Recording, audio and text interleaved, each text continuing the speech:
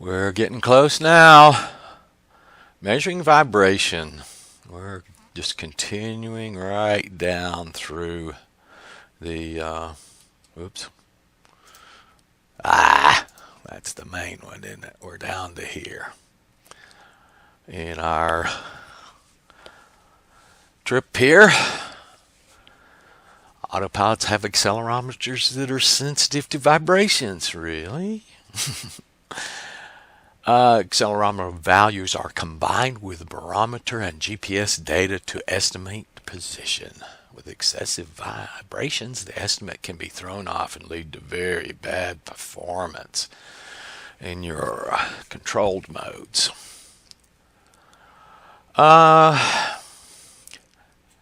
This is real easy to do because anytime you've got Mission Planner up, you see these two things right here. If you click Vibe right here, click. Don't click it again because now I've got two of them up. They'll just keep coming up. You don't need multiple ones. But click there a single time. It's not a toggle where you click once to get it and you click another time to take it away. It won't work that way. That's the way I thought it worked at first. Just click it one time. And basically, while you're flying around, just have this on the screen and look at it. I would have thrown this up yesterday, as I knew this was coming, and just had it be recording while I was recording the screen on Mission Planner. Had my MavLink connected.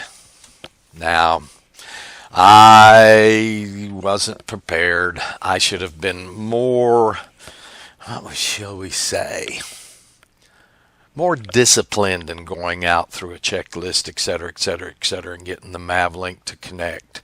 Connects here on the bench, but it's Crossfire MavLink via Wi-Fi. The world tells me it won't work. I keep saying, I'm an electronics engineer. I'll make it work, which I have no chance of. I got no access to the code. I can't change their code. I can't change their circuitry. If I could, I might have a chance. Outside one, but still. So to do this, I'm going to have to set up. Yesterday I had the garage door in this basement open for a short period of time because it was just over 60 degrees and I wanted fresh air in here. When I can do that, I can fly right here in the backyard and set up my ground station near that door, and it won't be over where my bench is behind a couple of concrete walls and a bunch of dirt, and I might get better connection. Going out and just checking the MavLink connection is one of the first things I want to do. Probably should do that before I do these tuning flights and stuff, but I got through them without the ground station connected, and that's a big step for me because in the past I would not work without a ground control station connecting telemetry. I felt like the model would fly off and I couldn't do anything about it. I needed that telemetry data, which we actually do from time to time, especially when the model flies off. It's nice to have. But I never had a video transmitter on any of my platforms I was playing with. I was just flying them around line of sight and using autonomous missions, etc., etc., etc. I just, after they stopped the autonomous vehicle competition at Spark Fun, I just wasn't driven to get everything working perfectly, and loved flying the quads so much. I just flew them for about 5 years, line of sight, and didn't even continue where I was. Near the end, I put some GoPro cameras on them, and you can see the Honey Badger had a GoPro 2, probably one I'm using on my hat right now, on it when it crashed into the car lot I showed you. But there was never a transmitter transmitting any of that back. I just didn't feel pressed to do that after the Spark Fun vehicle competition, autonomous vehicle competition got canceled. So when I started this back up 2 years ago to continue and start my airplane phase of all this, and found the Maytech flight controllers with built-in OSD circuitry. One of the reasons I didn't have it on the old ones, you've seen the Mini Men, what is it, Ready-Made RC? No, it's Immersion RC Mini Men OSDs. That's a separate chip on a separate board that I showed in videos in the past 2 years that I tried to solder and just couldn't.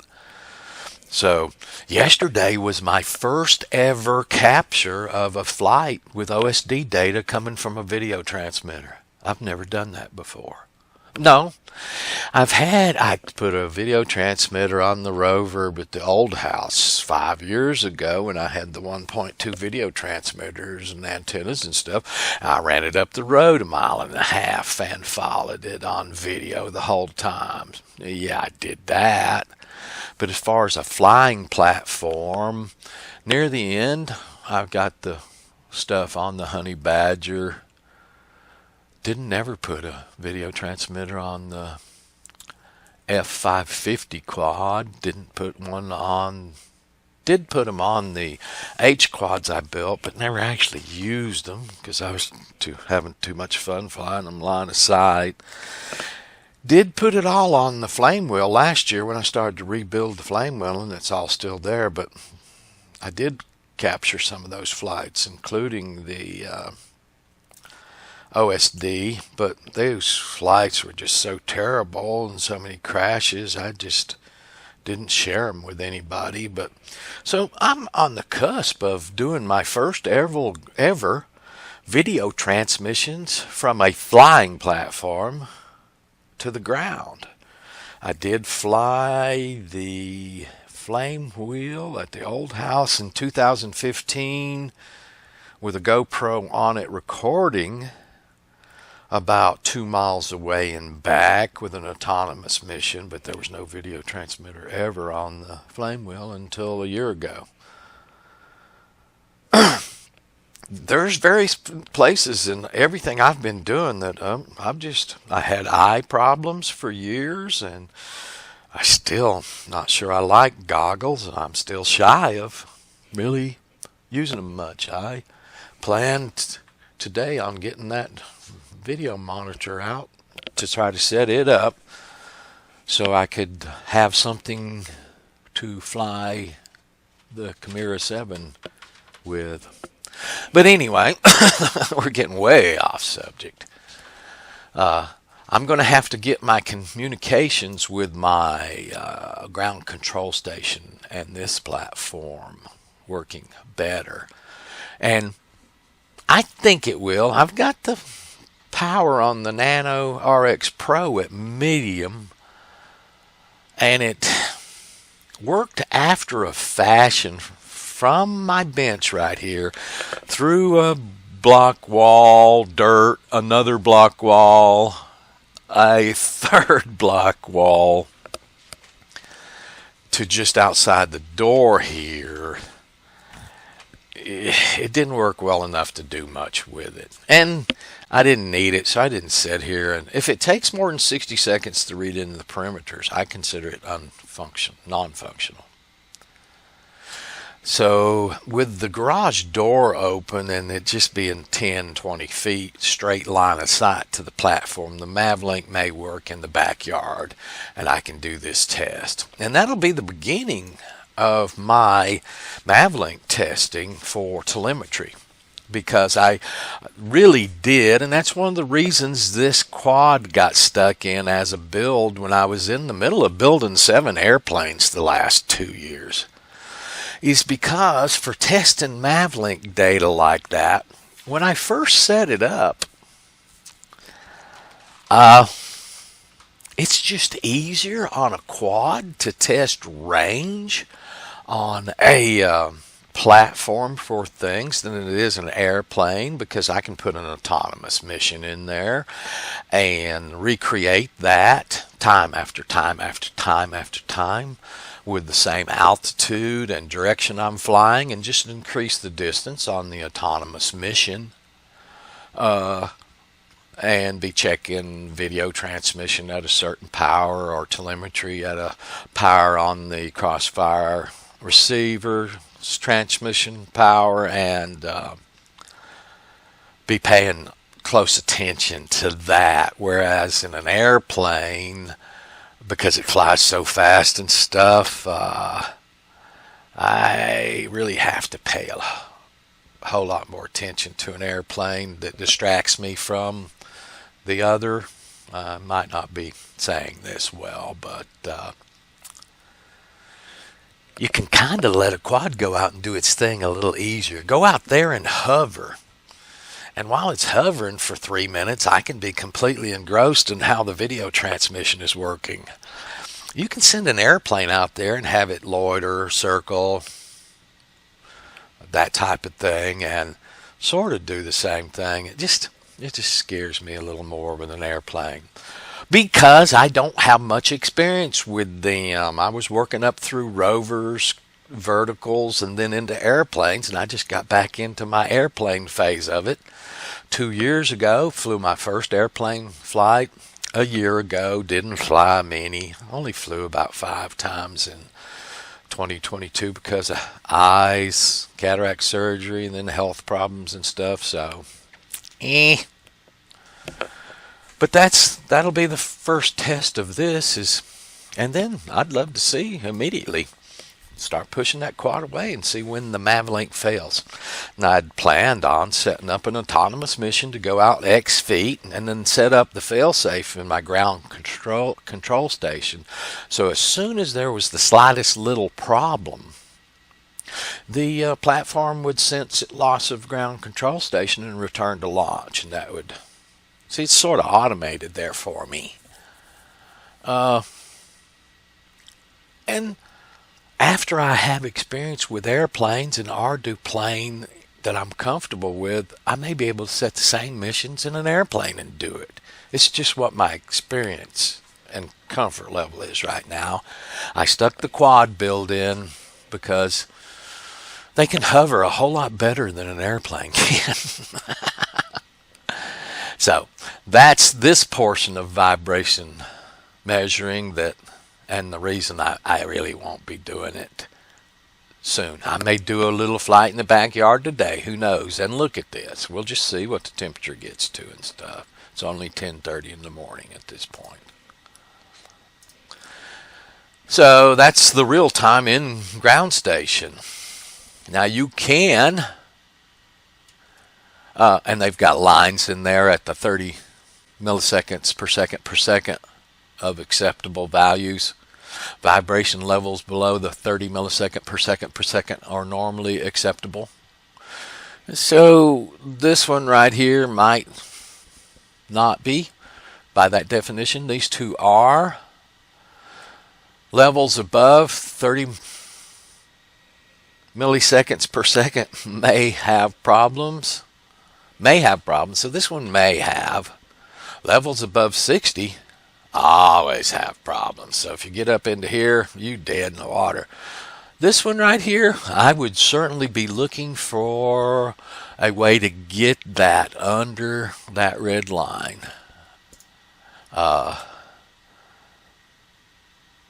And if I couldn't, after some effort, and you know me, I'm really bull-nosed, I just kind of stay on something and don't give up and just push until I either get it or learn enough to know I can't. So if I couldn't get this with 2 or 3 days worth of checking stuff and researching and asking people for help, then I probably would forget that one, to tell you the God's awful truth. If it was up 50%, I probably wouldn't. If it was up in here, I probably would really worry about it. So, vibration data flash log messages. Check the recorded vibration levels are mostly below 30 milliseconds per second. Perform a regular flight, not just a gentle hover, of at least a few minutes and download the data flash logs. Okay. I wasn't exactly a gentle hover yesterday. Because there were times in it when I completely had the sticks laid over. You saw me doing it. Flying the thing back across the field, back up towards the truck, etc. I don't think that was gentle flying. So I really do think in yesterday's logs, we can look at these right now. I can make some decisions based on them, in my humble opinion. So using Mission Planner, graph the vibe message, vibe X and vibe Y and vibe Z values. These show the standard deviation of the primary accelerometer's output in millisecond per second per second. Milliseconds per second. The image below, taken from a 3DR iris, shows normal levels which are below 15 milliseconds per second, but occasionally peak to 30. I'm just going to quit saying this part. Maximum acceptable values appear to be below 30. See the picture below.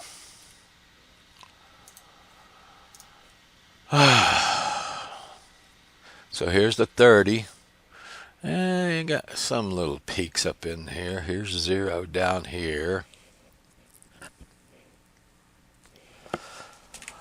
Let's see what I have. So I'm supposed to look at, this is from yesterday, I think. Yeah, 257s when I pulled it out of the platform.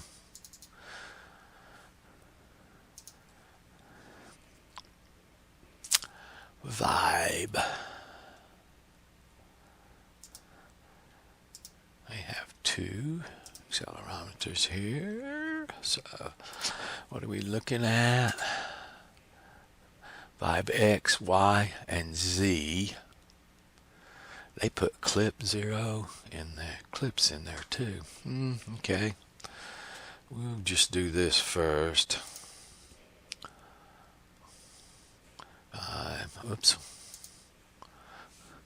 Vibe X, Y, and Z.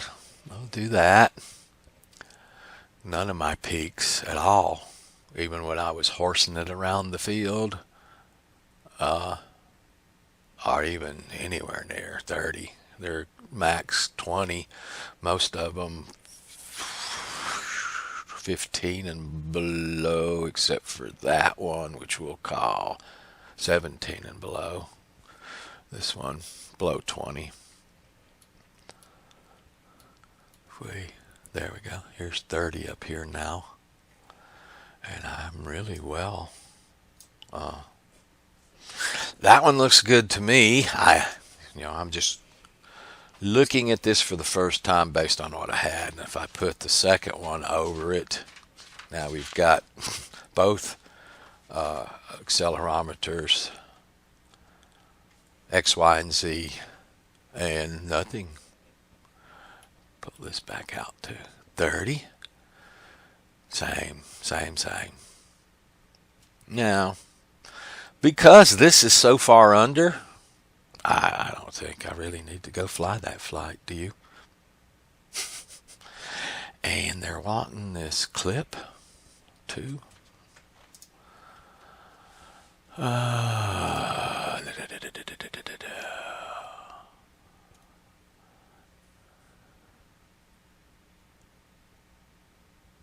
Vibe X, Y, and Z. I did it for 2 IMUs. So graph the clip 0, clip 1, clip 2 values, which increase each time one of the accelerometer reaches its maximum 16 G. Maximum limit 16 times gravity.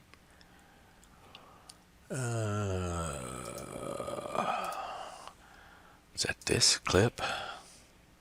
Clip.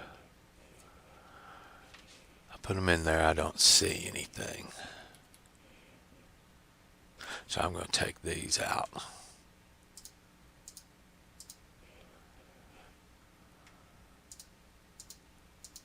And I don't see anything. Okay.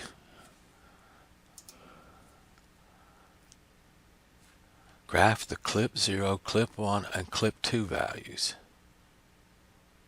I don't have 3 values. Am I looking in the wrong place? Is there a clip? CLIP, Command Control C tune. No, so there's not anything out here. But under vibe, I do have clip, but there's no values in them. Graph clip 0, 1, and 2. I wish I did have that. Maybe that's if you have 3 IMUs.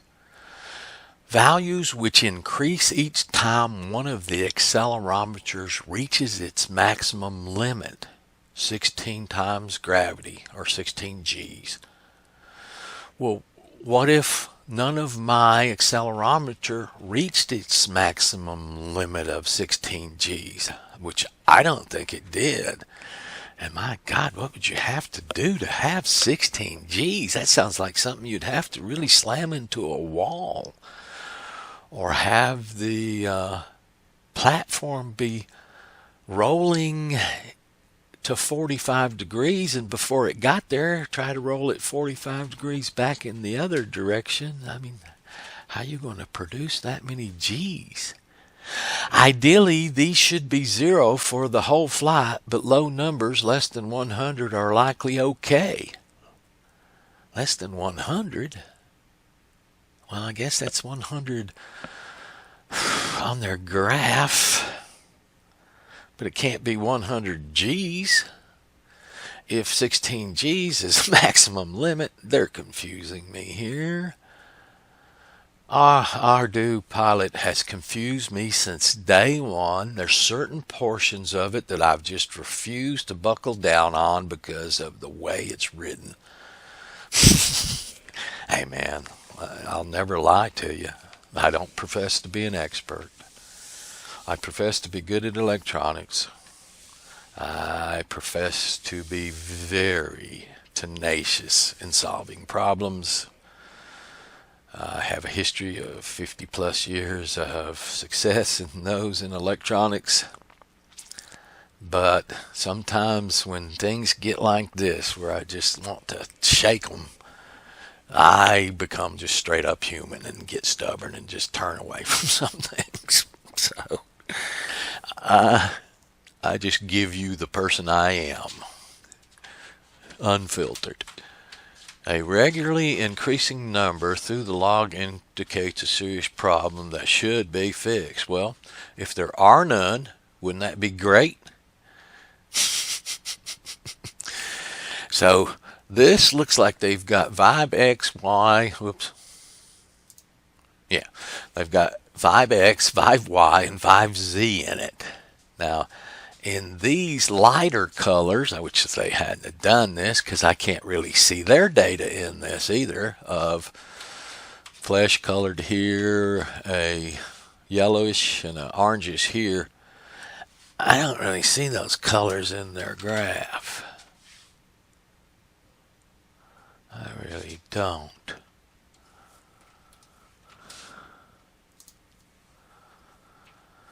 Okay, this is an example of a vehicle that has precision estimate problems due to high vibrations. Look at that again. Closed it too quick. I think that's because this right here, this peak. I think, let's read a little more. If it's down in this area, then I might have some. Oops.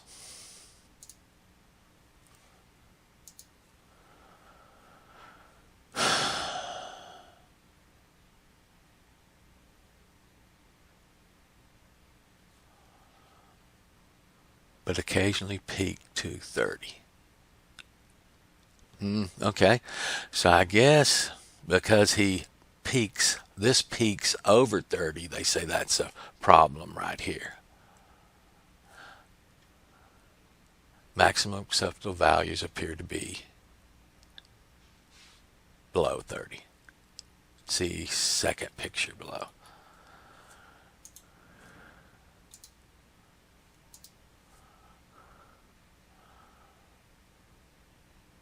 Second picture below.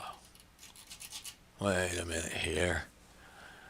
For Vibe X, Y, and Z here, with these up in the This is all above 30 right here in this one. So this one I would say, yeah, don't even fly that thing. Oh, they took the clip out of this one, and they're showing clip 0 and clip 1 down here. Okay, so again, if that's for this flight, which I assume, then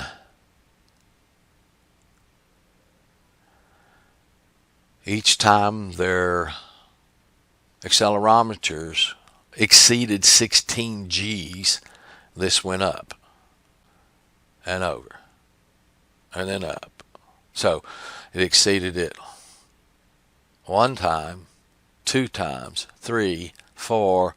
See a 5th one in there, kinda. 1, 2, 3, 4, 5, 6 in that one. So that must not be the way it works. I don't have any graph for the clip 0 and clip 1. So I can't really. Is that because my accelerometers didn't hit 16 G's?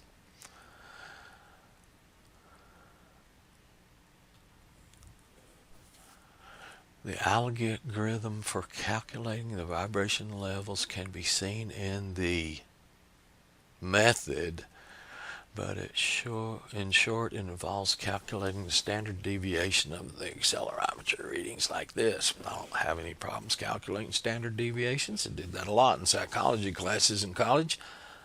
Now, I was a math major, so I'll get through that too.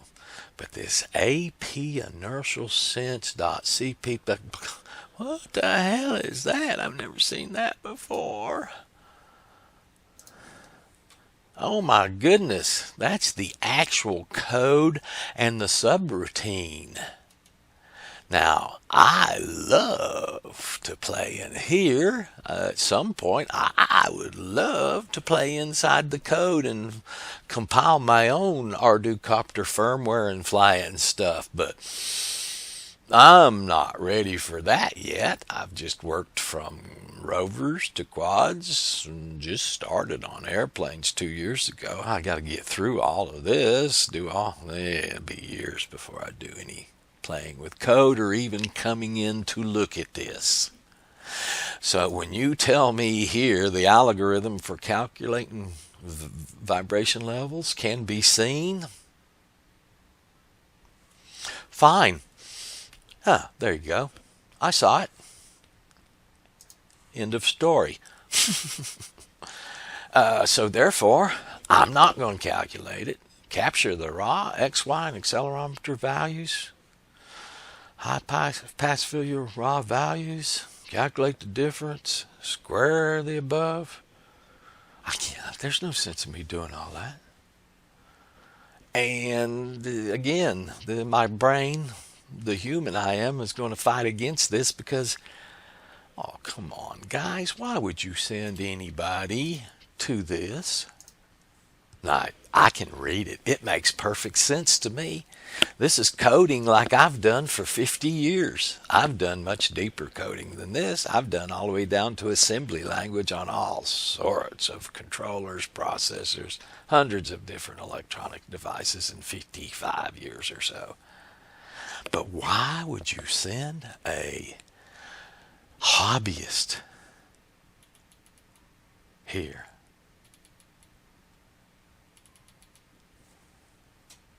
And then describe to them the math associated and ask them to do it if they aren't a math major. None of this. If I really want, there's the problem. Here's the rub. I don't want to do this. And I'm a math major and an electronics engineer that can understand all of it if I really wanted to. Right down to the code. I don't want to. Why would a normal hobbyist want to? When a normal hobbyist comes to this, they're going to read this and go, screw you. I don't blame them a bit.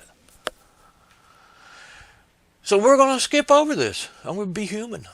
when looking at vibrations in a log, the first thing to look at is clipping. If the clipping is 0, that's good. That means vibrations that are being detected aren't overwhelming the IMU. When troubleshooting the vibration, consider the axis of the vibration as a starting point to find the problem. If X and Y are both high, you may have an issue with the motor bearing or prop balance, or you may need more or better overall vibration dampening for your flight controller. Or if X or Y is high, then you may have an issue with your flight controller mounting. Maybe a wire bouncing, or maybe your vibration dampening works better on one axis than the other. If you have a Z vibration, then you may have a track issue with propeller, a bent blade, or vertical plane of motor. Also consider that some flight conditions, airframes will have different natural vibrations. If the vibrations look good in a hover, but then increase with speed, perhaps there's an aerodynamic issue with the airframe or in wind. Well, that was a wonderful discussion. I'm just going to leave it at that because they've turned me off today. Honest. I just really not that interested anymore in the above. So shoot me. If I was trying to be a person who's telling you how to do copter, I wouldn't have this attitude. Probably I would do like the others and just avoid discussing these areas. Me, I'm going to show them to you and tell you why I don't like them. Looking for the leans. The leans occur when the vehicle's attitude estimate becomes incorrect, causing it to lean significantly even though the pilot is commanding level flight. The cause of the problem is often accelerometer aliasing, which can be confirmed by comparing the roll and pitch attitude estimates from each of the estimates of the estimate systems, AHRS and EKF. The attitude estimates should be within a few degrees of each other. Download the data flash logs and open in ground station's log viewer. And you see, I sort of worked through some of this before I started making this video. I'm trying to do that a little more with things so I can save time. More people are becoming interested in my videos. I have no idea why. So I've got to get better. They're just supposed to be for my brother when he inherits all this stuff to be able to do something with it. And I don't know how the rest happened. Compare the AHRS2 roll in KF10 roll and NKF11 roll is if using EKF2. Whew. Boy, you see why people hate this documentation? So we've got HRS2. Oh, watch this. I'm going to do this. Okay. Looking for the lanes. Okay. Now then, AHRS2. AHR2. There's not an AHRS in this. The reason for that is the logs have been changed since the documentation. Whew. We're going to roll there. So in the NKF1, I'll just tell you, we're not going to find that here. And when I was kind of trying to do this pre-video, I spent a half hour trying to find the stuff, being mad because I couldn't find it, etc., etc., etc., because you see right here, multi, and then O's. There's no N's in this list. And after being mad for a while, I went back and read it again and finally read that this sentence should really have been stopped right here with a period and made just a little, like maybe say, if using EKF2, then compare AHRS2 roll with NKF1 and NKF11 roll. Because that's why I assume that's the reason I don't have any NKF1 values, is because I haven't used EKF2. I've been using EKF3. So once I finally read this sentence for about the 10th time and sort of understood it, when I didn't find it over here, I went, oh yeah, they're separating that into two types of EKF filters. So this roll is still the same for both of them, but if you're using EKF3 like I am, then you're going to use XKF1, 0 and 1. Boy, is it fun to dig stuff like that out of Ardu documentation? No, it isn't. So we're looking now.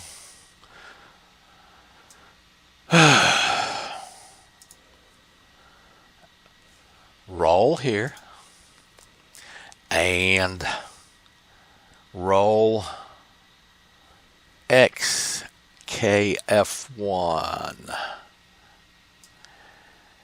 XKF1 wants both of them, so they want roll here and they want roll here.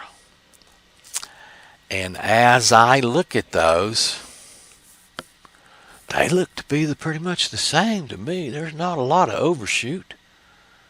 There's something strange going on here. But basically, to me, that's more when... Okay, let me see if I can figure out what's going on there, because I think that's created by two IMUs. So what I'm going to do is I'm going to come in and pop this out of it real quick. Nope. Yep. Nope. Huh. So that is the roll from the AHRS. And both of these, let's throw that away first real quick for a second. And look at these two in relation to each other, and they are the same. They're reasonably the same, but they are not mirror images of this.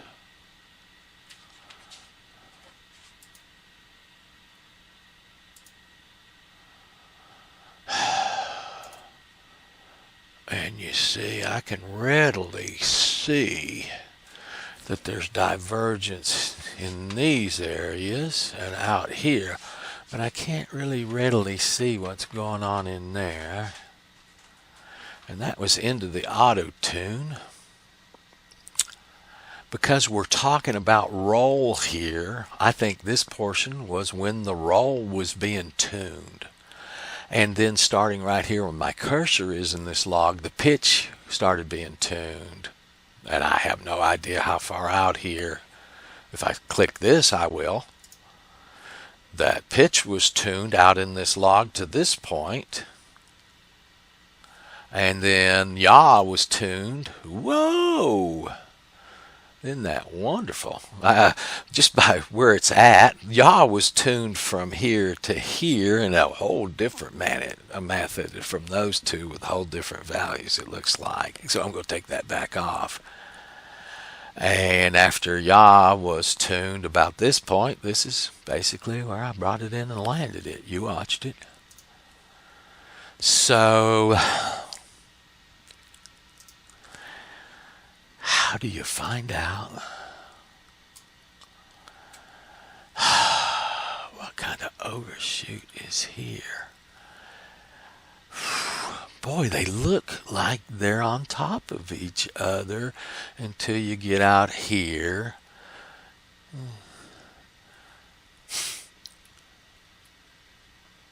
For roll,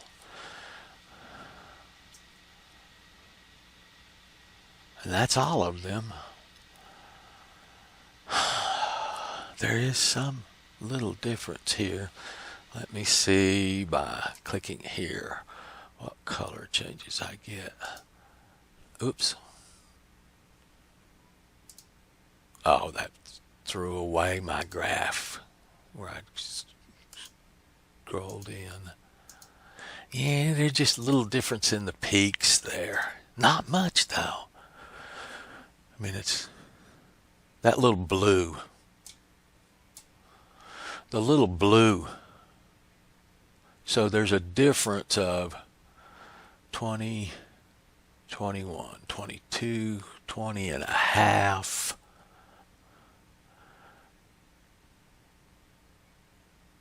A little less than 0.5 of whatever this scale is. Whew.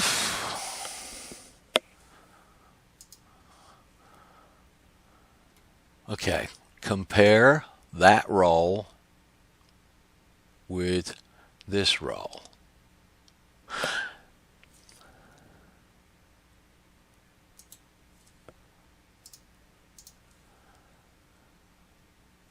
They've got a little divergence here, and their scale is so compressed here that if they expanded it to mine, I think that might be the same.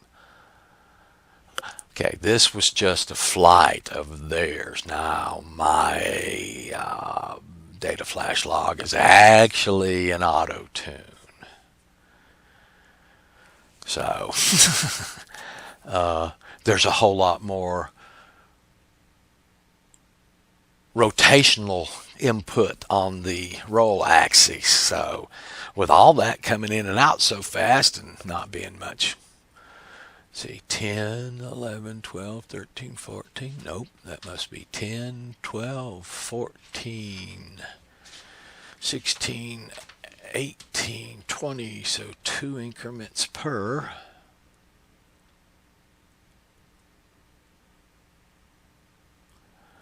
I don't think there are differences in their peaks, which I can't scale in on theirs or scroll in on theirs. I think this is essentially the same. Does anybody disagree?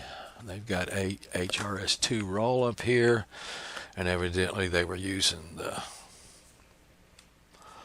different filter EKF than I was. Which, by the way, here's another aside for you. Just like when you click here, you bring up vibration here. You can bring up your EKF results by clicking here too. And this is the same. You can't click it again to make it go away. You just put up another one. And then you'll have information in here about your EKF. We'll get to that one eventually.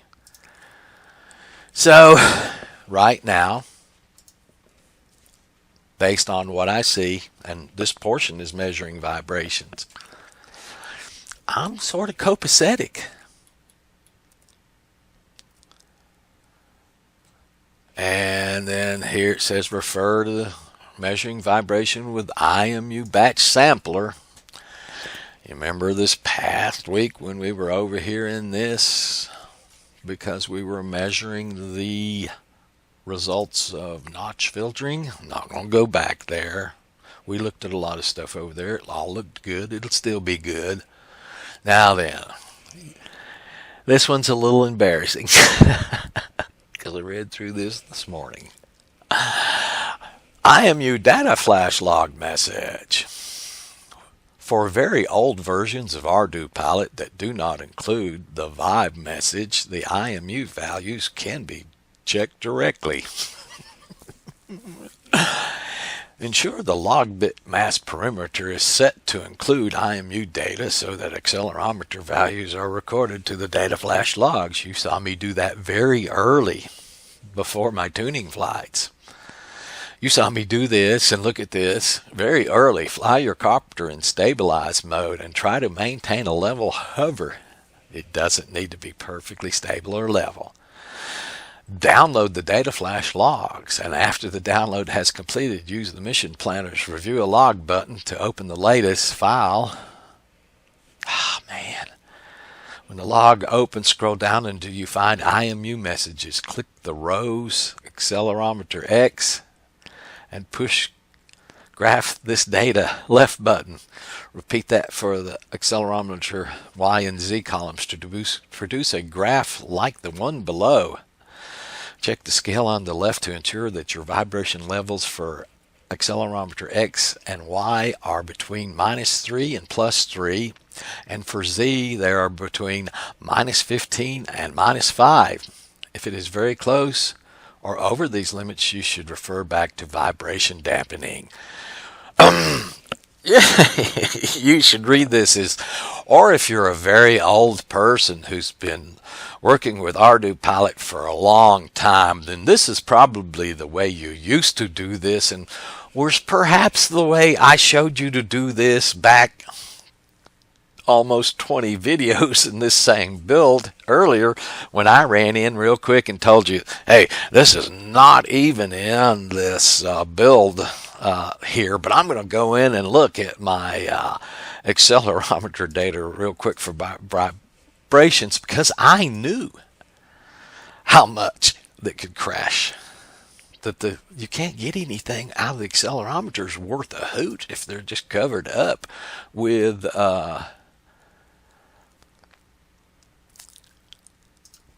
noise. And I think when they say accelerometers, they mean IMU here. And I'm not going to graph it for both of them real quick, but they're saying ACC X, Y, and Z. Oops, didn't mean to close that. I meant to click here. ACC X, Y, and Z. I could go back in my previous videos and show you where I did this early on, because for very old individuals who've worked with autopilot in its dinosaur days, I just knew instinctively to do this before I started my flights. And if you go back, you'll find it. I'm not going to. So, for X and Y, it's supposed to be 3 and -3.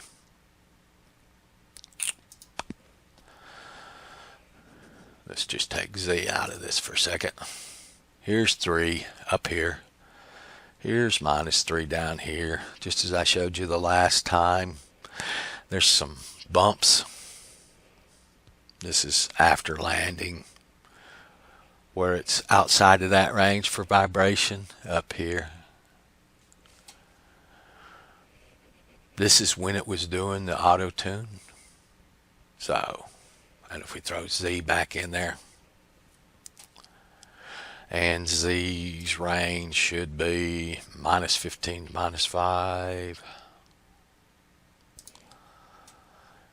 Here's -5 right here. Everything's basically within that -15, just like I showed you when I first did this. There's some beginning spikes outside that range and some ending spikes outside that range that I ignore.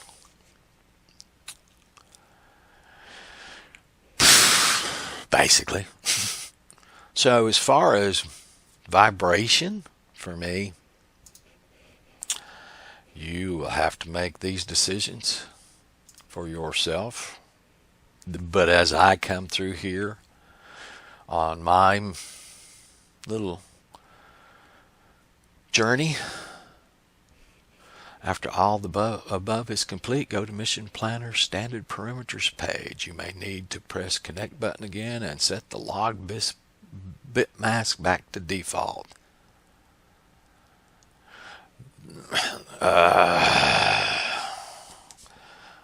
This is important because especially on APM logging, remember, we're talking about old people here. This is when I was flying APM flight controllers. Requires significant, and they're only 8-bit flight controllers. That's why they couldn't address the memory that's required for the 16-bit flight controllers. That's why Arducopter 3.2 area, anything above 3.2 will not fit into an APM's memory. That's where the PICSOCs had to come out. Requires significant CPU resources, and it's a waste to log these if they're not really needed. Now, this is the first time I've seen me being told to go in there and set the log bit mask where, since I set it because the documentation told me to, I have never set that bit back to its default.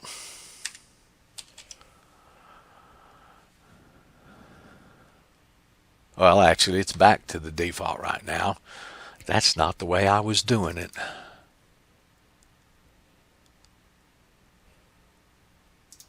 So it's at its defaults now. What I was thinking of was the one where I was, what was that one? Was that INS? I'm not going to chase this far. INS underscore log.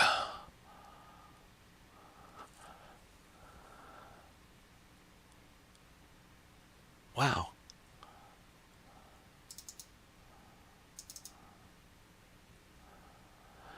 They haven't told me to set this off either yet, and they didn't tell me to set this.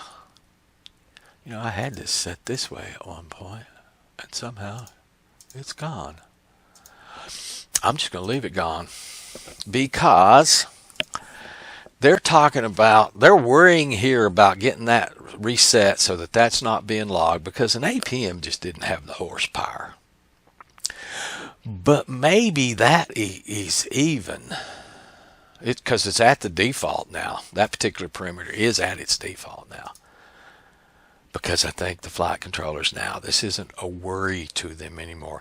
This little section, as I read it this morning, and I was telling you I laughed about, for very old people working with their very old versions of Ardu Pilot, you can go in and look at it this way to see if your vibration is in an acceptable level. So because of that, I think my vibration is at an acceptable level. So I will look at it in the future, especially if there's something that sort of points me, a problem that points me in that direction. But for today, I'm going to click next. And now I'm at setting hover throttle. So today's video for vibration measurement is over. And I thank you.